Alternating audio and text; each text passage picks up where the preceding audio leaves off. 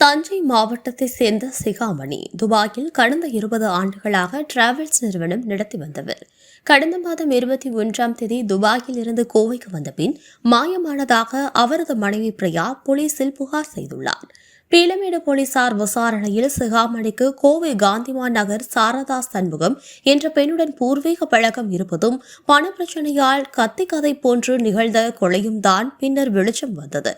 சிகாமணியை கோவைக்கு அழைத்து வந்த சாரதா தனது தாயார் கோமதி, உறவினர் தியாகராஜன் உள்ளிட்டவர்களுடன் திட்டமிட்டு 24ஆம் தேதி தூக்க மருந்து கலந்த மதுவும் கோழி இறைச்சியும் கொடுத்து அவரது மார்பில் மிதித்து கொலை செய்துள்ளனர். பின்னர் அவரது உடலை காரில் ஏற்றி கரூர் அருகே காட்டுப்பகுதியில் தூக்கிவிட்டு வந்ததும் அந்த உடலை பரமாத்தி போலீசார் அனாதை என கருதி சுடுகாட்டில் புதைத்ததும் தான் விசாரணையின் அதிர்ச்சி தகவல்களில் ஒன்று. பின்னர் தியாகராஜன், கோமதி, நீலா, சுவாதி மற்றும் புதியவன் ஆகிய 5 பேரை போலீசார் கைது செய்தனர். சாரதா துபாயில் இருந்ததால் கைது செய்ய முடியவில்லை.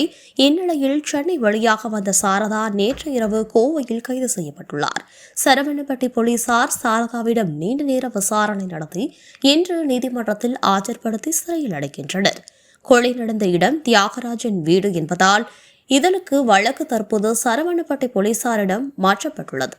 சிகாமணியின் உடல் கரூரில் புதைக்கப்பட்டிருந்த இடத்தில் தோண்டி எடுக்கப்பட்டு டாக்டர்கள் முன்னிலையில் பிரேத பரிசோதனை செய்யப்பட்ட பிறகு அவரது மனைவிக்கு பிணம் ஒப்படைக்கப்பட்டது.